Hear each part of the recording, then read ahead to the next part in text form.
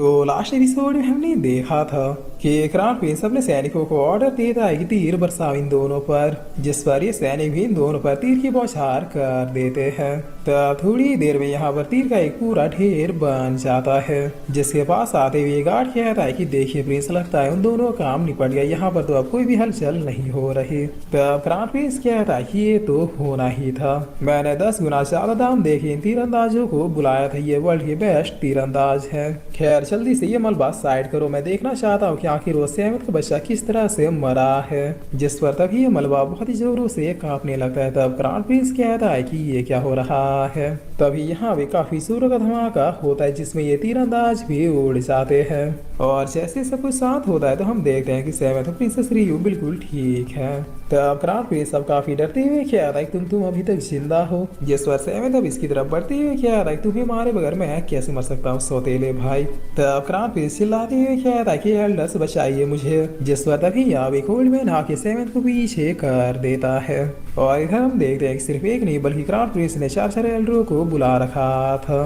तब ये old man कहता है डोंट वरी प्रिंस, हमारे होते हुए ये कमीना आप तक नहीं पहुंच पाएगा। जिस पर रियो पीछे से कह रही है कि संभल के 7, ये हमारे सिटी के बेस्ट एल्डर्स हैं। तब क्राउन प्रिंस कहता है कुछ भी हो जाए लेकिन ये कमीना आज जिंदा नहीं बचने पाए। जिस पर ये एल्डर कहता है 7, तुम तो मेरे सामने बचते हो, चलो मैं तुम्हें पहला मौका देता हूँ अटैक करने का। तब 7 भी बहुत ही फास्टली एक अटैक कर देता है।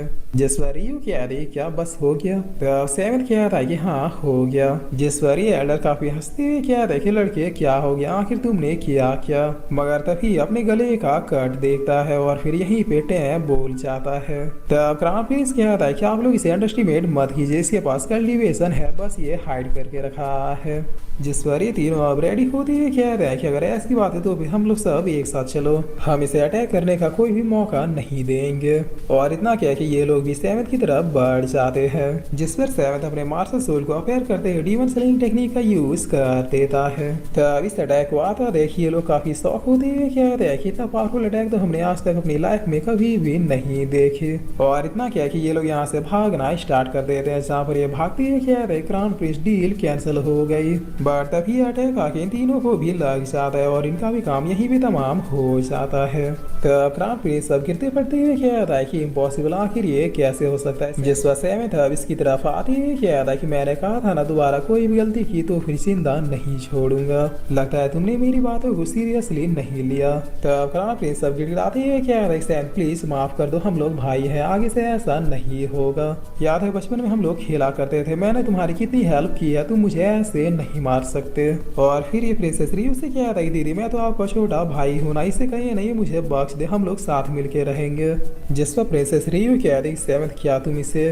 तब सेवंथ इधर इसका गला उड़ा देता है। जिस पर क्राउन प्रिंस सब मरते हुए कह रहा कि नहीं मैं नहीं मर सकता, और इतना कहते कह रही यही भी तड़प के मर जाता है। तब सेवंथ प्रिंसेस रियू के पास आते हुए कह रहा कि अगर ये सिर्फ मुझे मारने की कोशिश करता तो शायद मैं इसे जिंदा रखने के बारे में सोच सकता था, बट इसने आपको मारने की भी कोशिश की और ये मुझसे कतई बर्दाश्त नहीं हुआ। जिस पर रियू कह रही हाँ मैं समझती हूँ। तब सीन चेंज होता है, अब हम इन दोनों बाप बेटी को देखते हैं, जहाँ एल्डर माँ कह रही तुम इतनी फास्टली मुझे लेके कहाँ जा रही हो। तब माफिन कह रही फादर आज मेरी लाइफ का सबसे बेस्ट दिन है, अभी तक तो क्राउन प्रिंस का प्लान सक्सेसफुल भी हो गया होगा, जल्दी चलिए मैं देखना चाहती हूँ कि आखिर क्राउन प्रिंस ने उस बादशाह को किस तरह से मारा है। तब इस बात को सुन के एल्डर माँ रुक जाते हैं, बट ये अपनी धुन में बकबक करते हुए आगे बढ़ रही होती है।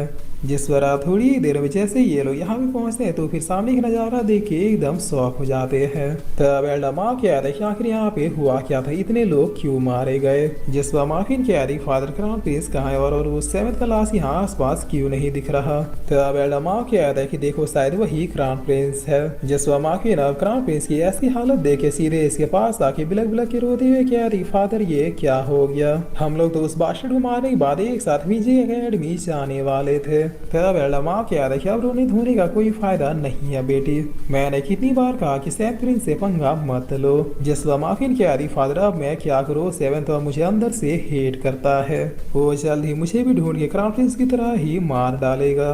तब एल्डर माँ कह रही अब सिर्फ एक ही रास्ता है बेटी, जितनी जल्दी हो सके विंचे एकेडमी पहुंचो, विंचे एकेडमी के रूल के सामने तो एम्परर्स के ऑर्डर भी कुछ भी नहीं है। जिस पर माफिन कहती है कि ठीक है फादर मैं अभी के अभी विंचे एकेडमी के लिए निकलती हूँ। तब एल्डमा खुद से कहता है कि हाँ, जो कुछ भी हुआ उसका जिम्मेवार कहीं ना कहीं मैं भी हूँ। भगवान से प्रार्थना है कि ऐसी बेटी दोबारा किसी और बाप को ना मिले। जिस पर अब सीन चेंज होता है और हमें रॉयल पैलेस का सीन दिखाया जाता है, जहाँ एम्परर काफी ज्यादा इंटेंस माहौल में कह रहे हैं कि आखिर अभी तक क्राउन प्रिंस की तरफ से कोई भी न्यूज क्यों नहीं आया। तब ये रॉयल पैलेस के कर्मचारी कह रहे हैं कि टेंशन मत लीजिए महाराज, इस बार क्राउन प्रिंस फेल नहीं हो सकता। जिस पर बगल वाला भी कहता है कि यस, एम्परर कई साथी तीरंदाज और 4 टॉप ग्रेड के एल्डर उसके साथ है। आज तो खुद भगवान भी उस सेवेंथ को नहीं बचा सकता। तब एम्परर कहता है कि नहीं, मुझे कुछ तो गड़बड़ लग रहा है, जल्दी से कोई जाके देखो कि वहाँ चल क्या रहा है। अगर सेवेंथ मारा गया तो फिर उसकी बॉडी भी लेते आना। जिस पर एक गार्ड भी यस एम्परर कहते हुए जाने लगता है, लेकिन तभी सेवेंथ इसे लतियाते हुए अंदर ही भेज देता है और फिर खुद भी आते हुए कहता है कि कोई जरूरत नहीं है जाने की, मैं खुद ही आ गया फादर। तब सेवेंथ कुछ जिंदा देखे एम्परर का हो जाता है और ये काफी डरते हुए कहता है कि अभी तक तुम जिंदा क्यों हो, सुना नहीं तुमने, तुम्हें तो क्राउन प्रिंस के पैलेस में जाने का ऑर्डर मिला था।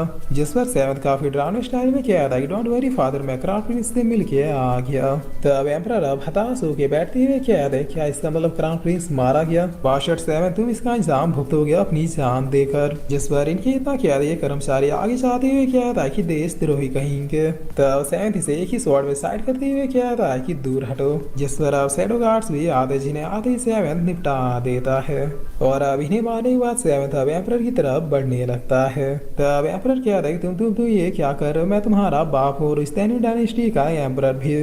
जिस पर सेवेंथ कहता है कि गद्दी से उठ जाओ, मैं तुम्हें जीने दूंगा। तब एम्परर कहता है तुम मुझे धमका रहे हो, मैं एम्परर हूँ, मैं कुछ भी कर सकता, तुम मेरा कुछ भी नहीं बिगाड़ सकते। जिस पर सेवेंथ इसके सिंहासन को ही डिस्ट्रॉय कर देता है। तब एम्परर कहता है ठीक है मैं गद्दी छोड़ रहा हूँ, लो तुम भी बन जाओ नए एम्परर। जिस पर सेवेंथ कहता है कि मैं नहीं बल्कि दीदी बनेगी स्टैन्यू डायनेस्टी की नई एम्प्रेस। मैंने तो आज तक कभी भी एम्परर बनने के बारे में सोचा ही नहीं। तब एम्परर काफी शौक होते हुए अपने मन में कह रहे हैं कि क्या इसे ये सिंहासन ये राजपाट नहीं चाहिए।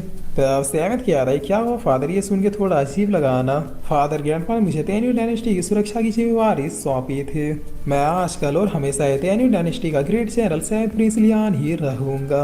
मुझे अपने पूरे लाइफ में ना तो कभी एम्परर बनने का ख्याल आया और ना ही किसी ऊंचे पद को पाने का लालच। मेरी नज़र में ये राजपाट ये सिंहासन इसकी कोई वैल्यू नहीं।